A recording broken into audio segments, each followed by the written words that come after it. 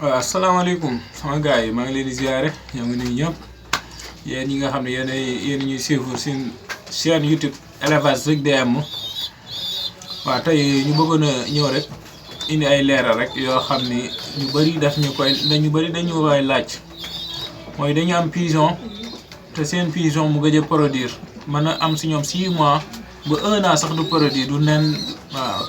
et puis tam da ngay gis ñoo xam ne jënd nañ sax seen pigeon te fañ ko jëndee daan na fa produire ñu déplacé ko mu ñëw ci ñoom mu du produire wala tam ñi nga xam ne itam seen pigeon mi ñuy nen di bëf waaye nen yi du jàpp ëf kaleel lay nekk wala ñi nga xam ni et puis itam da ngay gis ñoo xam ni ñoo ngi yor seen pigeon mi ngi nen ñaari nen waaye benn nen bi mooy jàpp waaw beneen nen bi di jàpp. et puis itam da ngay gisaat ñeneen ñoo xam ne itam ñaari nen yëpp dina jàpp dinañ ko boof di ko boof ba fi ñu koy waaja fi muy fettee foofu lay cuuj bi di dee. heure yi ñu may posé question yooyu te doo man ku la laaj de nga tontu ko si sens ma léeg-léeg sa jotul ko may léegi ñu xalaatoon danañ si def benn vidéo boo xam ne amaana képp koo xam ni yaa ngi dund jafe-jafe yooyu di nga mën a seetaan vidéo bi nga mën a traiter sa pigeon. waaw biñ ci njëkk a def rek ki nga xam ne dafa am pigeon mu gëj a nen waaw maanaam da ngay déparasiter pigeon bi daal di vitaminer déparasiter nag bëri na ay façon vitamine tam bëri na ay façon waaye man bi nga xam ne man moom laa lay proposer déparasiter nga jënd béparasine soo demee sa vétérinaire bi la gën a jege nga ne ko jaay ma béparasine. waaw béparasine saaru pëndëx la dafay weex dafay weex comme poudre bu weex la rek waaw su la ko jaayee 5 litres benn kuddu café bu ndaw bi mooy dem si 5 litres ndox waaye nag su dee benn coupe rek nga bëgg a déparasiter et puis da mën nga jënd benn takk détail bi am nañu ko jaay 350 sans départ 350 250 waaye en tout cas benn takk bi nga xam ne mooy toll kuddu café boobu si 5 litres ndox si lay jëm 5 litres ndox su dee benn coupe rek nga bëgg a déplacer sans départ rek mën nga xaaj takk bi soo ko xaajee mën nga ko xaaj tam xaajaat ko yow yaay calculer rek soo xaajee 2 litres genn weer si ndox moo ciy dem soo xaajaat encore nga di nga xam waaw. léegi soo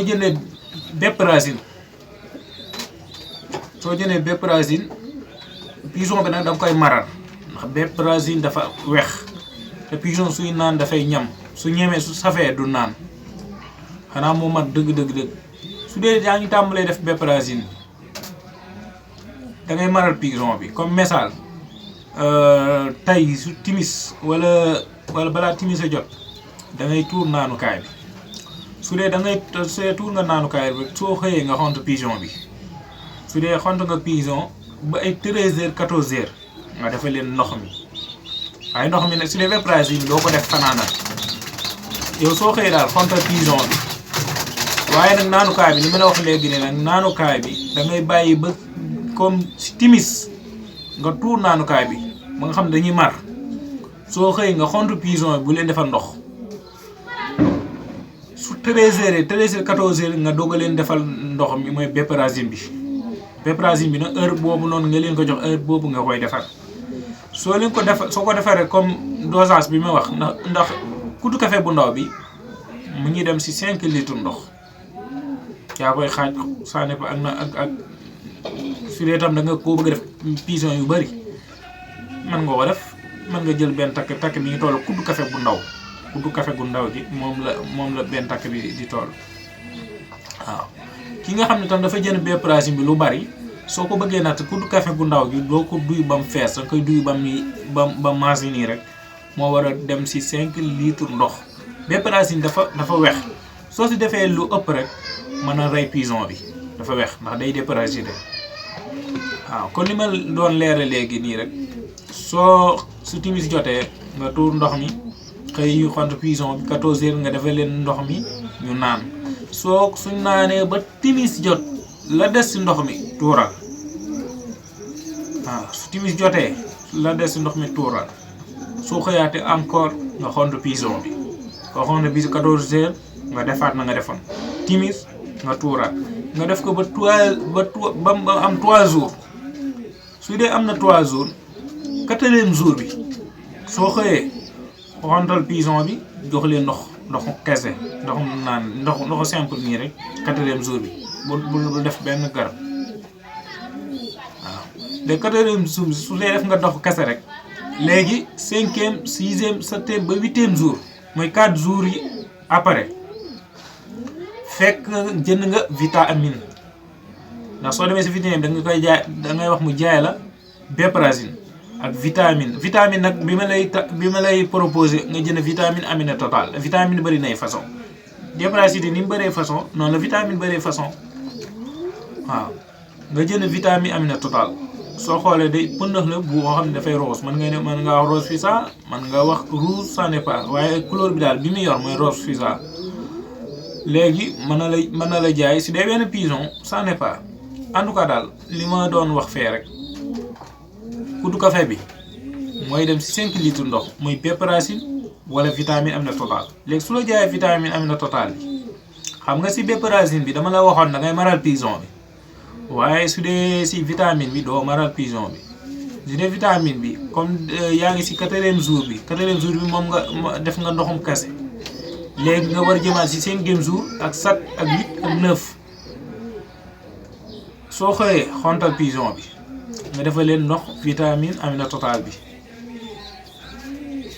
waaw soo xontee pigeon bi rek mën nga leen defal ndoxum vitamine boobu amul mar ndax julu ngay maral pigeon vitamine bi macha allah su ñamee rek dinañ ko naan ndax weexut waaw léegi vitamine bi soo xëyee soo xontee jox leen defal nga ndoxam vitamine aminé total bi su guddee mën ngaa tuur ndox mi wala timis mën ngaa tuur li des ndox mi soo xëyaatee encore nga xont pigeon mi dafa leen ndox mooy vitamine aminé total bi mën nga ko def 4 jours soo la neex nga def ko 5 jours ça n'est pas soo neex tam nga def ko une semaine yéen wàññi dara waaye nag dosage bi la wax na nga ko def nga bañ a ëppal mu bañ a yées waaye nag traitement yi ma la digal yooyu yëpp bala nga ciy def dara ndax pigeon mën na am jafe-jafe maanaam messal pigeon mën na am def œuf clair xam ki nga xam dafa am jafe-jafe nen lu koy waral mooy ay saan dina ko waral yeneen dina ko waral waaye nag soo Beprasine vitamine lépp rek mën a saafara ndax dangay gis koo xam ni pigeon yi dina nen waaye œuf clair lay def œuf clair maanaam pigeon yi dina ko bëf waaye du deretal du jàpp waaw waaye yooyu yëpp li koy saafara mooy da ngay Beprasine vitamine waaye nag bala ngay tàmbalee Beprasine vitamine dafa am lu mu lay digal ndax ki nga xam ne day def œuf clair man ngaa def traitement yi nga xam yëpp ba pare teewul pigeon bi di def œuf clair ndax li koy waral pigeon bi fi nga xam ne mooy xaaral ma jël benn pigeon expliqué leen pour mu leer nañu.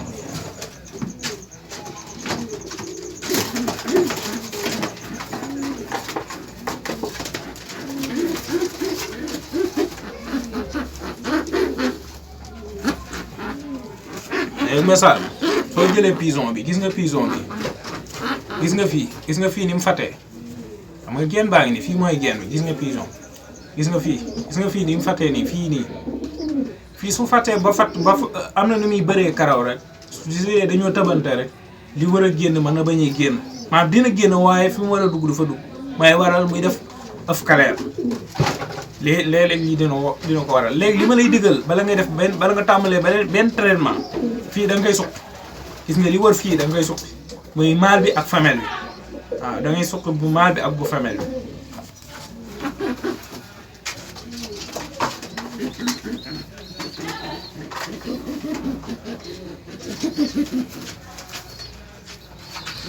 message rek wala fii ngay suqi rek gis nga bu mâle bi ak femelle bi gis nga xaaral ma tàmbalee suqi expliqué leen gis nga xam nga suqi naa ko voilà loo xoolee fii gis nga genn baa ngi gis nga fii ngay suqi tuuti rek li ko wër fii bu góor bi ak bu jigéen bi gis nga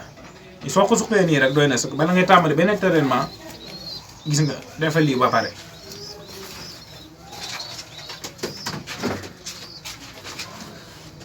ndax li ma doon expliqué léegi ne dangay gis ñoo xam ne seen pigeon li tax muy def œuf scalaire mooy nen du jàpp lii doomu la lii doomu suñ suqee mâle bi ak femelle bi rek pigeon bi day produire nice dara du ko gàllankoor waaw. dangay gis ñoo xam ne tam li tax seen pigeon di def œuf scalaire maanaam pigeon yi dañ fay am saan ngir saan yi mën a dañ faaw nga déparasiter pigeon bi nga vitaminé saan yi mën a dañ ci biir fekk saan yi mi ngi ci biir kooku da ngay sonn rek waaye pigeon bi ne du jàpp waaw. léegi ma fàttali war rek li ma doon leeral déparasiter ak vitamine da ngay gis ñoo xam ne fa ñu dëkkee amul vétérinaire te déparasiter kii bi vétérinaire yi amaana am na ci gox yoo xam ne soo fa demee doo fa gis vétérinaire te béparasine bi ñoo ngi koy jaay vitamine bi ñoo ngi koy jaay waaw. vitamine nag bëri na façon béparasine bëri na façon si garab tubaab bi waaye ki nga xam ne yow fa nga dëkk amul vétérinaire si yenn dëkk yi àll yi wala yeneen dëkk yi ndax tam garab wala fi am na yoo xam ne day déparasiter garab wala fi am na si yoo xam ne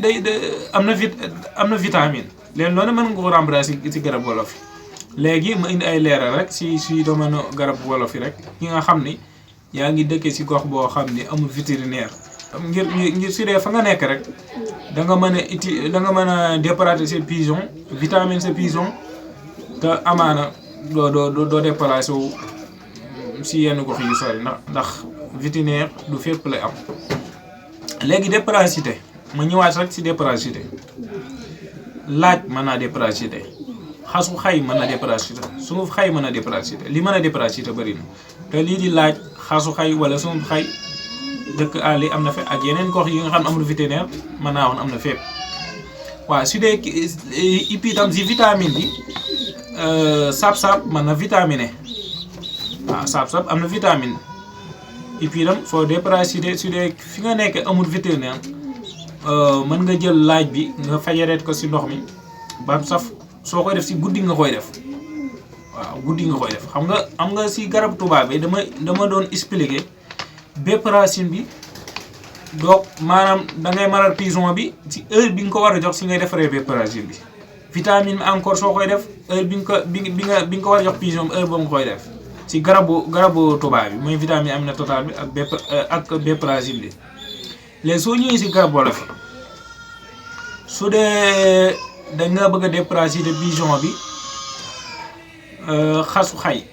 wala sunguf xay loolu nag ñu def ci attention ndax bépp garab boo xam ni mën na déparasiter moom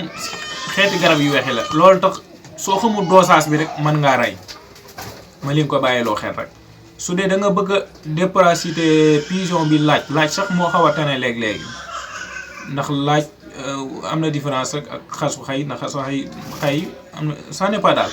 léegi daal su dee laaj bi nga bëgg a déparasiter si guddi gi ginnaaw bi nga tuuree ndox mi ndax sooy déparasiter da ngay maral pigeon bi ndax xeeti déparasiter yëpp nekkul loo xam ne dafay kii maanaam si bëri garab yu weex lay nekk.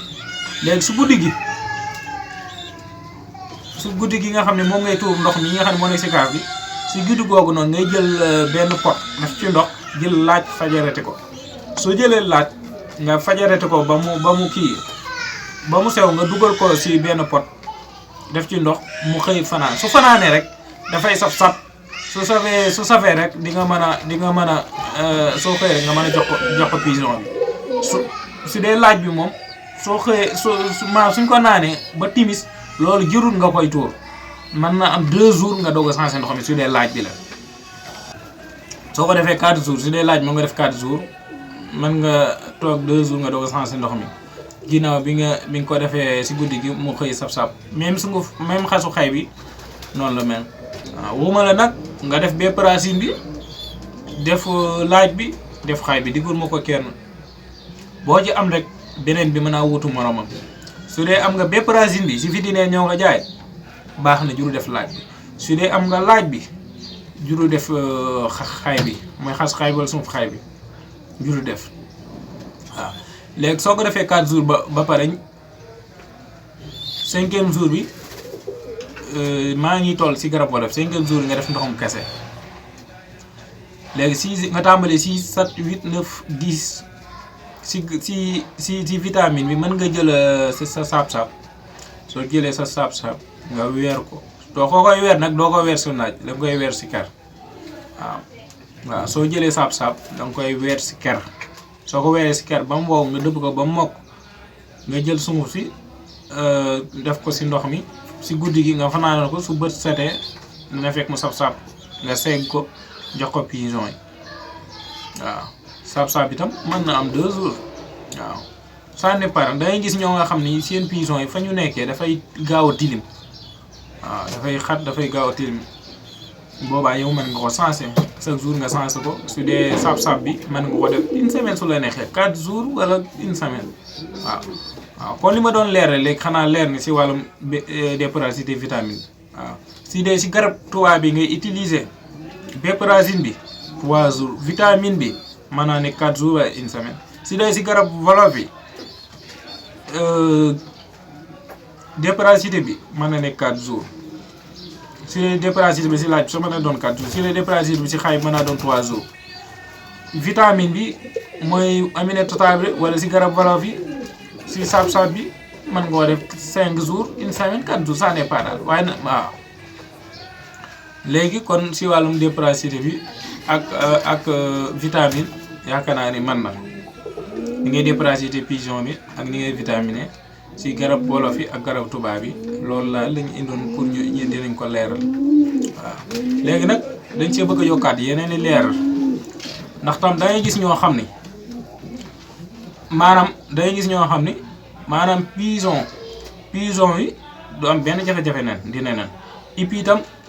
nen bi dina jàpp waaw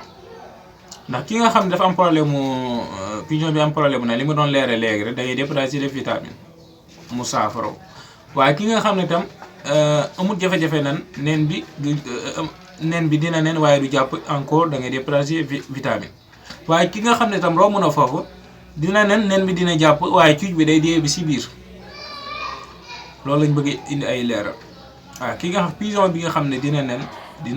dina ko bëf ba mu jàpp waaye fi mu ko war a toccal fi la cuuj bi di dee loolu li koy waral li ko mën a waral bari na waaye li si ëpp manque calcium moo koy def li si ëpp manque calcium ndax ñu bëri dañuy jàpp ni maanaam pigeon mooy toj nen bi te fekk ni déedéet pigeon du toj nen bi cuuj bi génn déedéet cuuj bi nekk ci biir mooy formé wu ba mat sëkk su matee sëkk bi si lay fettee nen bi waaw su matee rek cuuj bi ci biir bi ci nen bi su matee si lay fettee nen bi di ko fett su ko fettee ba mu fett ba bopp bi di tàmbalee di génn seen parents yi àggale leen ko noonu lay demee waaye pigeon bi nga xam ne dafay manqué calcium pigeon boobu noonu du am dooley fett nen bi wala su ko fettee tam du ko mën a àggale fi nga xam ne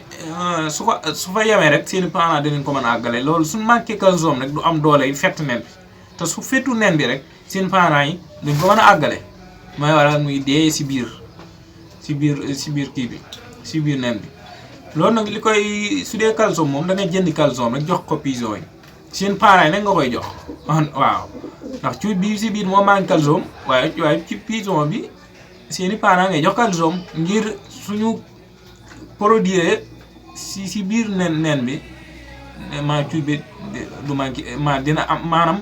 du am problème mu calcium problème mu yàq waaw léegi da ngay jënd calcium rek calcium moom tam bari na xeeri géej yi su tankay toj jox ko pigeon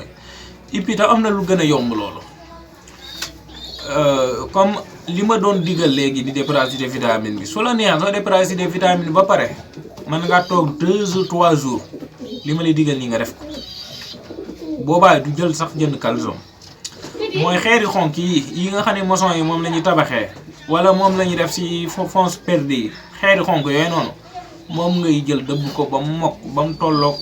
basi wala ba mu tolloog mboq soo ko dëbbee ba mu tolloo noonu nga lay ko nga raxas ko soo ko layee ba pare nga raxas ko weer ko ba mu fenn waaye di ko jox pigeon yi di ko cof di ko lekk baax na lool si pigeon yi. awaa na sax ñi nga xam ne dañuy def œuf calaire rek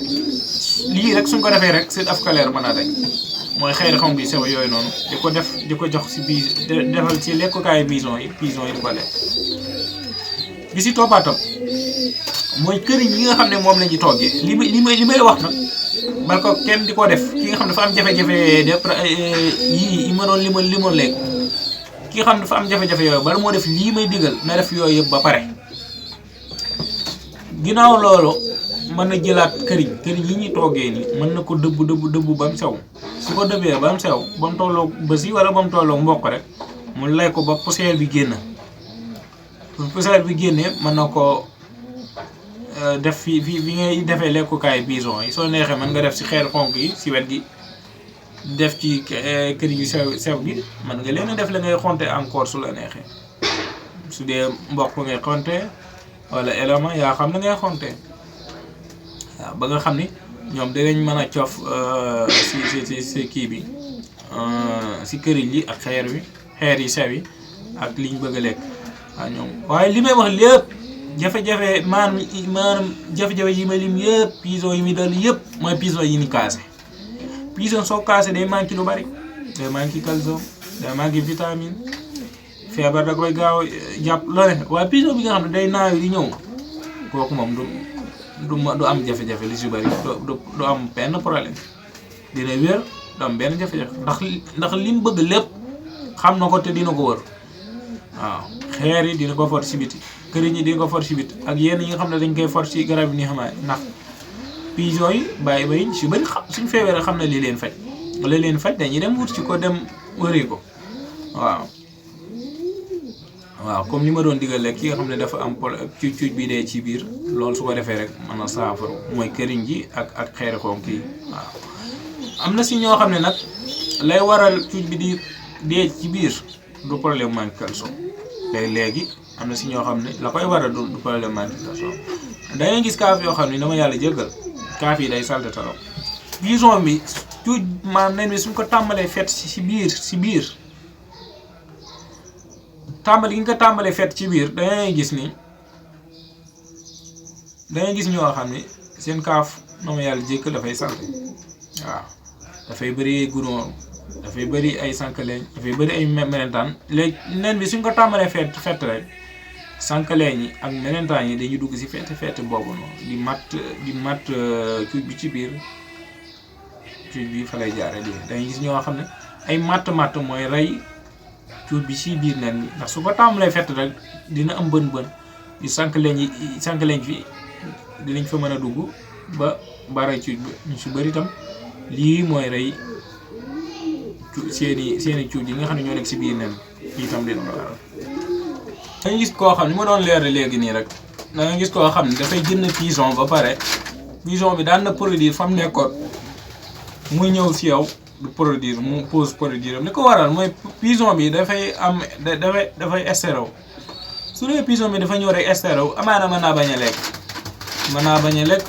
bañ a naan nga am ci yow 2 jours 3 jours pigeon bi dee te fekk ni pigeon soo ko jëndee ba pare nga jële ko message nga jële ko si bërëb yoo xam ni distance bi xaw naa bari pigeon bi su ñëwee dafa jox anti-stress su dee pigeon dafa am stéro mu mën a dañ waaye dañuy gis pigeon yoo xam ne da nga koy jënd déplacé ko mu pose produire am li ko waral mooy da nga ko joxul anti-stress pigeon day ñëw nag stéro ça dépend nag ak pigeon yi am na pigeon yoo xam ne nag su ñëwee day ñëw rek bokk na nga xam nag su ñëwee 2 jours 3 jours seen stéro mën naa dañ ni mu amee si nit ñi rek noonu la amee si pigeon yi da nga gis nit ñoo yoo xam ne fu ñu dem bokk ak yoo xam ne fu ñu dem duñ bokk dañuy seenewu noonu la amee nag si pigeon yi soo jëlee pigeon yi mu ñëw su amee anti-stéro da nga koy jox wala su ñëwee ngay suivre pigeon yi soo koy suivre di ko bàyyi xel su dee stéro na nga jox anti-stéro waaw waaye nag nga jël pigeon rek du wër seetloo ko ndax mi ngi lekk wala mi ngi naan nga jekk gis ko mu dee nga ne ah kii liñ ma jaay dafa feebaroon te fekk dara daru ko li ci war yaa ko jotee fut waaw pigeon man da ngay gis pigeon yoo xam ne borom du daaru ko kaase yow nga jënd ko rek ñëw kaase ko pigeon bi stéro pigeon bi lekkut naanu te fekk ne yow yaa ko def da ngay gis pigeon nga ñëw nga jënd ko borom di ko xonte leneen nga ñëw changer xont bi bu ko lekk. Ça n'est pas pigeon yi ndax li may wax léegi nii ça n'est pas pigeon yi dafa am pigeon yoo xam ne li leen tàmbal lekk feneen fu ñu dem loolu ñu bëgg di lekk dafay am ci pigeon yi. loolu tax soo jëndee pigeon mu ñëw lekkut naanut 2 jours laaj kala ko jaay lan la daan ko jox waaw lan la daan jox pigeon bi nga jël loolu di ko rax ak leneen su doon élément rek la daan ko jox te yow bés yi ngay xonte jëlal élément tuuti boole ko bés yi su jàggee rek dina tàmm bés bi mu tàmbalee di lekkaale bés bi nga tax ñu koy bàyyi xel.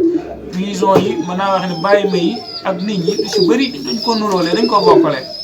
waaw loolu tam ñu bokk ko bàyyi xel rek bu jënd pigeon mu ñëw ci yow dee ko bàyyi xel su amee estéré wu su pigeon soo dee dafa estéré wu jënd anti estéré nga jox ko pigeon bi mu dañ ci moom.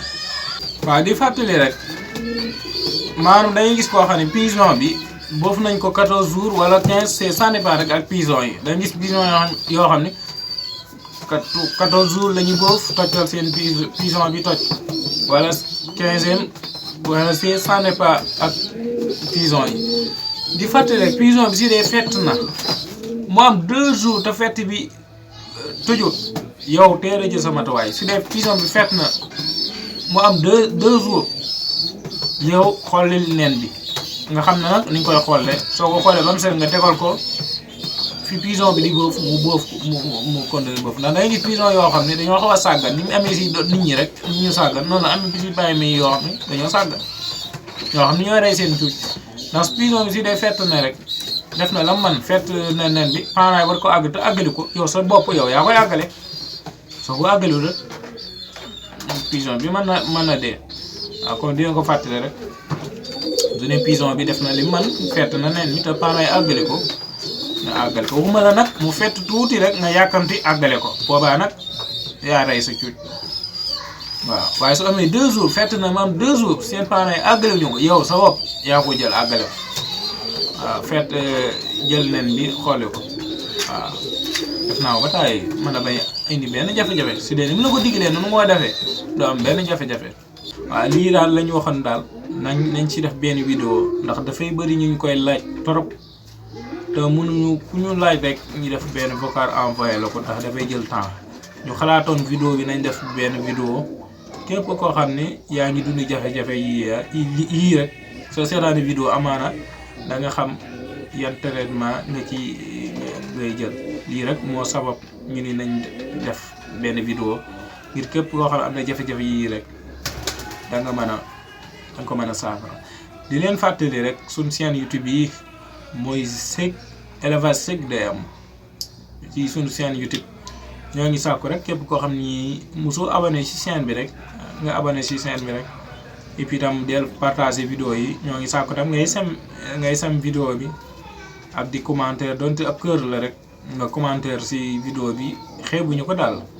xeebuñu ko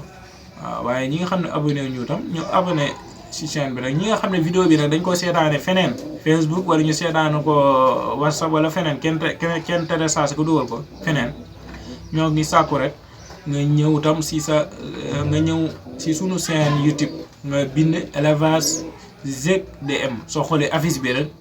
mooy affiche bi rek mi ngi noonu waaw kay suñu chaîne YouTube bi moo nekk noonu soo xoolee soo bindee élevage Seck DM rek da nga gis chaîne bi puis tam nga dugg abonné am na yeneen vidéo yoo xam ne yu am solo la ndax lépp loo xam ne lu baax la rek loo xam ne képp koo gis dana la amal njariñ fépp fu ñu ko gis tam dañ koy jël dugal ko ci chaîne bi amaana keneen su ko gisee mën na ko amal njariñ waaw di fàttali rek yeneen chaîne itam ndax tam am nañ chaîne page Facebook boo xam ne élevage Seck DM la am nañ tam compte Instagram boo xam ne élevage Seck DM la compte TikTok élevage Seck DM waaw et puis tam am nañ tam seen WhatsApp waaw yooyu yëpp daal disponible la ñi nga xam ne amuñu Facebook dinañ mën a dugg ci YouTube bi ñi nga xam ne duñ utiliser YouTube dinañ mën a ñëw ci TikTok bi wala Instagram bi wala Facebook bi waaw di leen fàttali rek am nañ ay pigeons yoo xam ne disponible na mooy king beauté allemand ak yeneen race itam ndax tam bëri na race yoo xam ne dañ koy def lii di king lii di petit allemand lii di texan lii di mao indien lii di capuchin lii di boulon li xeeti boulon yu bëri léeg-léeg dañ koy def waaw képp koo xam ne bëgg na ci rek moom soo ñu contacter rek suñu numéro 77 033 10 15 puis tam disponible na foo nekk ci Sénégal rek des nañ la ko mën a envoyer waaw ndax béréb bi nga xam ne moom la ñu yore ñoo ngi Touba Daaru Manaan fii la ñuy élever suñu élevage pigeon fii lañ koy defee muy Touba Daaru Manaan teewul nag pigeon yi disponible na fépp ci Sénégal fu waaye mën a nekk ci Sénégal la ci 14 régions yëpp rek mënees nañ la envoyer pigeon yi nga jot ko te pigeon yi doon benn jafe-jafe en tout cas dañ koy def à 24 heures sur 24 waaw. kon ñoo ngi leen di jox dig daje ci beneen yoon ak ci beneen vidéo ci yeneen domaine di saako rek ñi nga xam ne nañ am nañ ay question mën nañu commentaire laaj boo xam ne nit bind na ko rek ci commentaire rek incha allah dinañ ko lire et puis tam su dee defuñu ci vidéo rek dinañ ci def vidéo waaw kon képp koo xam ne am na ay laaj wala ay question yoo xam ne bëgg na ko poser rek mën na ko laaj mën na ko bind ci commentaire bi képp koo xam ne tam bëgg na ay pigeon yoo xam ni mën nañu contacter suñu numéro ci bind ci écran bi rek képp koo xam ni bëgg nañoo jokkoo ak ñun rek bëgg ci pigeon yi wala tam mu bëgg def élevage pigeon te tàmbaleegut xamul yan pigeon la war a tàmbale mën nañoo contacter ndax amaana nag képp ñi nga xam ne bëgg nañ yar wala ñuy yar kenn ko nag la dugal ci élevage pigeon am na ñoo xam ne amul rek moo leen ci dugal amul rek am na ñoo xam ne nag business rek moo leen ci dugal am na ñoo xam ne ñi nga xam ne ñoo sant Sëy wala sant Sall moom ñu ci ëpp moom wàllum pigeon yi sakkan ñu xewloo seen ñoom lekk ak yu mel noonu moo leen ci dugal kenn ko ne la dugal ci élevage pigeon waaye képp koo xam ne bëgg ngaa tàmbali di def élevage pigeon te xamoo yan pigeon nga war a tàmbalee soo ñu contacter rek incha allah lépp lu ñu ci mën rek dees nañ la ko xelal waaw te yàlla rek tax waaw lépp raasam bu waaye bëgg rek suñ ko amul tam dees nañ la ko mën a kurseel ba nga am ko waaw incha allah. asalaamaaleykum wa rahmatullahi taala wa barakaatu.